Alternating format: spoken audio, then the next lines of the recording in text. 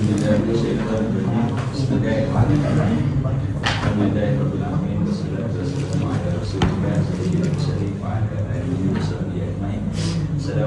warahmatullahi wabarakatuh. Jadi insya-Allah pada hari ini kita akan bersama-sama memperkenalkan satu diskusi yang bertajuk Tazkiyah An-Nafs, Kaedah Islam Membersihkan Hati dan Jiwa. Jadi sebelum kita memulakan kita punya diskusi, izinkanlah saya memperkenalkan diri, kerana seperti pepatah pernah berkata, tak kenal maka tak cinta. Jadi saya sebagai moderator anda pada hari ini, Muhammad Ashraf bin Muhammad Isri. Jadi seterusnya panel pertama kita, saya Muhammad Hamid Ali bin Farizah. Panel kedua, saya Muhammad Jabir Syakir dengan Mustafa. dan panel yang terakhir kita, Saya Muhammad Jalil bin Muhammad Hafiz. Jadi itulah ketiga-tiga panel yang akan bersama-sama dengan kita pada hari ini. Jadi ayolah kita memulakan diskusi, iaitu dengan pengenalan. Jadi apakah itu Tazkiyatun Nafs? Untuk pengetahuan semua, Tazkiyatun Nafs ialah satu usaha, yang di mana usaha untuk kita membersihkan hati dan jiwa melalui apa? Melalui ilmu-ilmu yang diperoleh daripada kita menghadiri kuliah ceramah agama, dan juga melalui ibadah yang kita buat, sebagai contohnya solat, berzikir, dan juga pengawalan nafsu, yang mana sangat penting untuk kita ni mengamalkan. Jadi apakah tujuan Tazkiyah An-Nafs ni?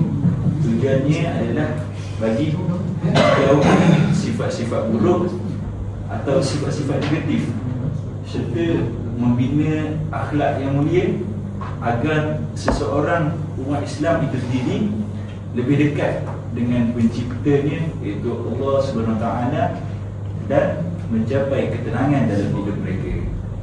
Jadi seterusnya kita pergilah kepada objektif, jadi mana objektif ini akan diterangkan oleh ahli-ahli panel kita pada hari ini.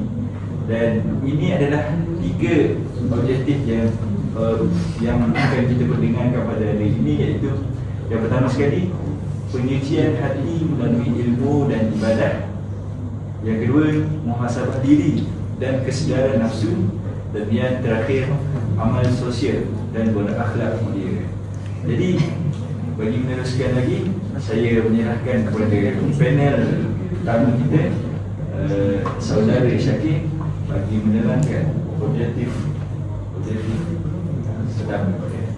Terima kasih kepada saudara Ashraf dengan memberi saya ruang untuk menerangkan poin pertama, iaitu penyucian hati melalui ilmu dan ibadah. Okey, yang pertama, kita perlu menambah ilmu agama. Apabila kita menambah ilmu agama, kita dapat memberikan cahaya kepada jiwa kita dan memberikan jalan yang benar, supaya kita tidak lari dari landasan apa yang diperintahkan oleh Allah SWT. Seperti contohnya, kita perlulah menghadiri majlis ilmu atau kuliah agama, dan kelas Badul Ain, dan lain-lain.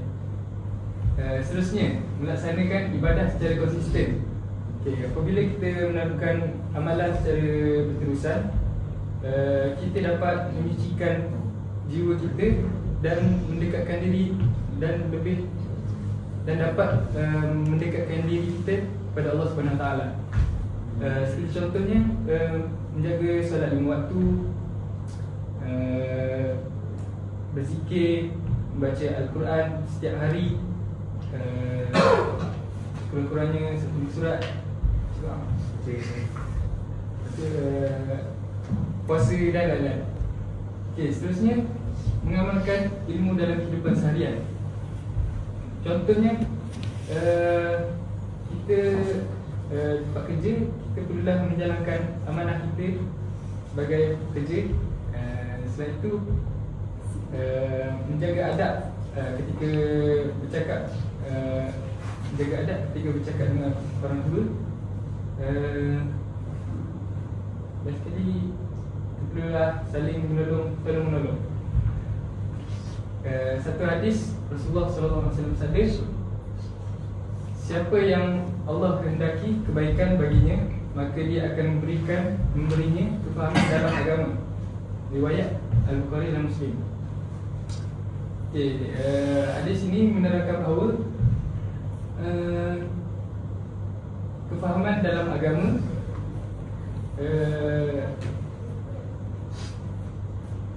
memberikan kebaikan yang Allah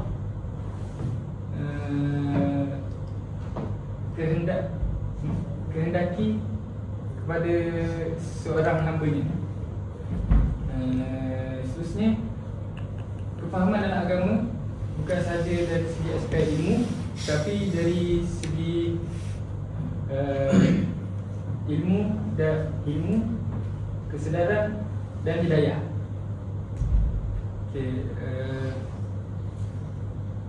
Semakin seorang itu mendalami agama Allah SWT, semakin besar kebaikan yang Allah berikan kepada hamba-Nya. Itu saja. Jadi terima kasih kepada panel kita, Syakir. Jadi sebenarnya sambung pula kepada objektif yang kedua. Sebenarnya kita pergi pula kepada objektif yang kedua. Jadi saya akan memberikan pula kepada panel kedua kita, Aiman, bagi menyuarakan hujah-hujahnya. Okey, saya akan memberikan hujah-hujah saya tentang tajuk muhasabah diri dan kesedaran nafsu. Yang pertama, mengenal kelemahan diri. Seseorang menyedari bahawa kekurangan diri pada dirinya dan lalu usaha untuk memperbaiki untuk dapat keredaan Allah. Dengan kesedaran ini,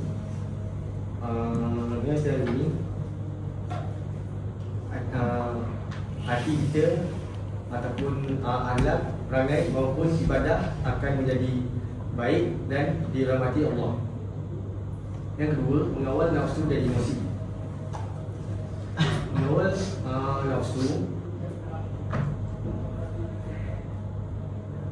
nafsu dan emosi, kita perlulah menjauhi daripada perbuatan-perbuatan yang melanggar hukum syariat Islam, seperti membuat mencuri ataupun berzina ataupun selain daripada itu. Mengawal nafsu dan emosi ini perlulah bersabar dan menahan diri kita untuk tidak melakukan dosa-dosa, seperti kita perlulah bersabar, beristighfar, berzikir untuk mengelakkan diri kita terjerumus daripada perbuatan-perbuatan yang melakukan dosa. Hadis Rasulullah SAW bersabda, orang yang kuat bukanlah yang menang dalam pergaduhan, tapi orang yang kuat ialah orang yang mampu menahan dirinya ketika marah. Riwayat Al-Bukhari dan Muslim. Kekuatan bukanlah sahaja daripada fizikal, tetapi kekuatan ini ialah seseorang yang mengawal dirinya daripada hawa nafsu untuk mengelakkan dirinya daripada melakukan dosa-dosa. Itu lebih baik daripada sisi Allah SAW.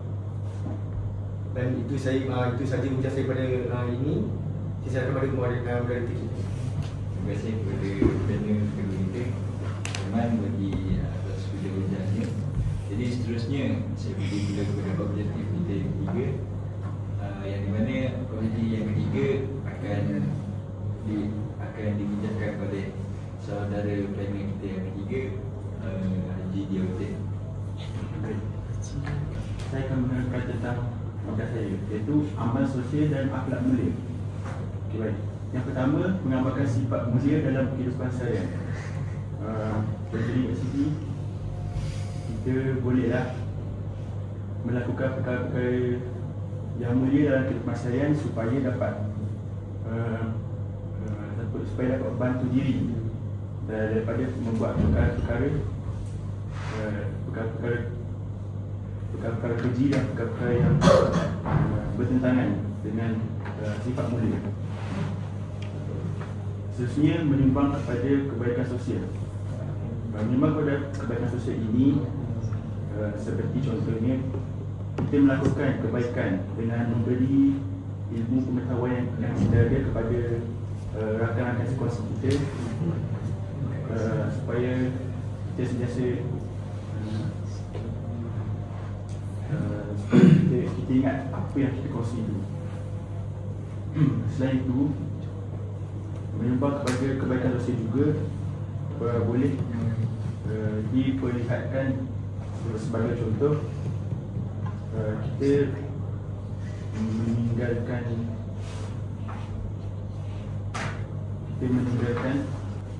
kebaikan yang mampu diingati oleh orang lain.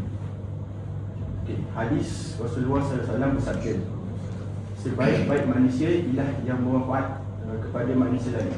Hadis ini bermaksud kita melakukan perkara yang sebaik-baiknya supaya suatu masa nanti dapat mendatangkan manfaat kepada manusia-manusia lain.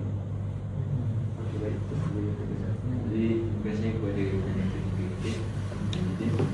Jadi seterusnya, apakah cadangan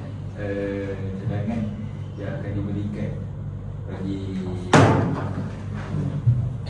membersihkan hati? Jadi yang pertama sekali dipersilakan ahli cadangan kita dengan memberikan cadangan. Cadangan saya ialah memperbanyakkan ilmu agama dan akhlak. Kita perlulah menghadiri majlis-majlis ilmu dan majlis ilmu seperti ceramah di surau, masjid maupun pergi ke kelas-kelas gerak agama untuk memperbanyakkan amalan-amalan kita ataupun ilmu-ilmu pengetahuan tentang Islam, supaya tidaklah kita tersesat pada zaman sekarang ini, kerana banyak sangat orang-orang menindas Islam dan membesongkan agama Islam. Kita bolehlah melawan mereka dengan cara-cara Islam yang betul. Itu sahaja cadangan saya. Saya berikan kepada moderator. Jadi terima kasih atas cadangan informasi itu. Seterusnya saya berikan pula kepada panel ketiga kita, Yudin, untuk memberikan cadangan. Okey, baik. Terima kasih kepada kita. Okey, cadangan saya ialah mengamalkan sikap bersyukur dan tawakal. Baik, kita mula pada poin pertama, iaitu bersyukur. Bersyukur merupakan bersyukur adalah satu perkara yang perlu kita lakukan. Kerana bersyukur kita dapat keredaan, kita dapat keredaan daripada kita diredai oleh Allah SWT. Okey. Seterusnya poin yang kedua itu tawakal. Kita perlulah tawakal kepada Allah SWT dengan melakukan segala perbuatannya dan menjaga segala larangannya, agar kita diberkati oleh Allah SWT dan dijauhi segala malapetaka. Itu saja dari saya. Saya kembali ke Terima kasih kita. Seterusnya saya berikan juga kepada panel ketiga kita, Syakir, bagi memberikan cadangan. Terima kasih. Cadangan saya adalah mengawal nafsu dan emosi. Mengawal nafsu dan emosi ni banyak caranya. Antaranya adalah meningkatkan hubungan kita dengan Allah SWT dengan cara jaga solat, baca Al-Quran dan selalu berzikir. Seterusnya adalah dengan memilih rakan dan persekitaran yang baik. Contohnya kita perlulah menjalin hubungan dengan rakan-rakan yang positif, supaya tidak terjebak dengan perkara-perkara yang negatif. Akhir sekali, kita perlulah sibukkan diri kita dengan aktiviti yang berfaedah, seperti baca buku, mengaji Al-Quran, membaca Al-Quran, dan beriadah. Terima kasih. Jadi saya juga mempunyai satu cadangan. iaitu dengan mencari sahabat yang baik dan juga membina persekitaran yang baik. Di mana persekitaran yang baik seperti dalam syaratnya bi'ah solehah, di mana Islam amat menitik beratkan kepada kepada umatnya bagi menjaga dan juga tidak merosakkan bumi itu sendiri. Jadi mana dengan apa? Dengan mengamanahkan umat Islam itu sendiri. Jadi seterusnya kita pergi kepada kesimpulan. Jadi apakah kesimpulannya pada setelah saudara-saudara sekalian memberikan ujian-ujian mereka? Jadi yang pertama, kesimpulannya ialah kesedaran dan usaha penerusan adalah kunci. Jadi mana kesedaran tidak mencukupi, akan tetapi kesedaran yang diikuti dengan usaha seseorang individu itu untuk teruskan melakukan sesuatu itu adalah sesuatu yang sangat penting. Di mana seperti sabda Nabi Muhammad sallallahu alaihi wasallam, ahabbu a'mali ila Ta'ala adwamuha walau akhal. Maksudnya apa? Maksudnya sini amalan yang paling Allah SWT cintai adalah amalan yang berterusan. Maknanya walaupun sedikit. Maknanya apa sini? Maknanya Nabi Muhammad nak sampaikan kepada kita bahawa bukan amalan yang banyak yang dipandang di sisi Allah SWT, akan tetapi amalan yang berterusan walaupun sikit, yang tu yang dipandang oleh Allah SWT. Jadi seterusnya kita berikan pula kepada pendengar kita, Syakir. Kesimpulan seterusnya adalah dalam Islam amal sosial dan kepedulian terhadap masyarakat dapat membersihkan jiwa dan hati dan jiwa dengan melatih kasih sayang, dan membuang perkara buruk seperti sombong dan tamak, dan mendekatkan diri kita kepada Allah Subhanahu Wa Taala sambil memberi manfaat kepada orang lain. Jadi terima kasih. Seterusnya saya beri pula kepada ahli panel kita, Saudara Ahmad. Okey. Kesimpulan saya pula, kesedaran, keterusan dan disiplin rohani. Kita perlulah sedar bahawa kesalahan kita untuk membaiki lagi, walaupun sekecil-kecil kesalahan kita, perlulah mengingat supaya tidaklah menyinggung perasaan orang lain, dan disiplinkan rohani. Kita perlulah memperbanyakkan berzikir, solat dan buat beribadah supaya diri kita ini lebih dekat dengan Allah, supaya tidaklah membuat dosa-dosa dan perkara-perkara yang terkutuk yang dibenci oleh Allah. Itu sahaja kesimpulan saya. Saya beri pada moderator. Terima kasih kepada ahli panel kita. Dan yang terakhir sekali, saya berikan pula kepada pendengar terakhir kita, dia Udin, bagi memberikan kesimpulan. Okay, baik. Kesimpulan saya adalah manfaat menyeluruh bagi kehidupan. Manfaatnya ialah kita sentiasa dapat keredaan daripada Allah SWT, maupun dalam perkara apa jua. Selain itu, manfaat menyeluruh bagi kehidupan, kita dapat merasa kenikmatan yang diberi oleh Allah SWT kerana kita melakukan segala kebaikan. Baik, itu saja. Jadi terima kasih kepada pendengar terakhir kita. Jadi itu saja pada hari ini. Oleh itu, saya memberikan satu hadis.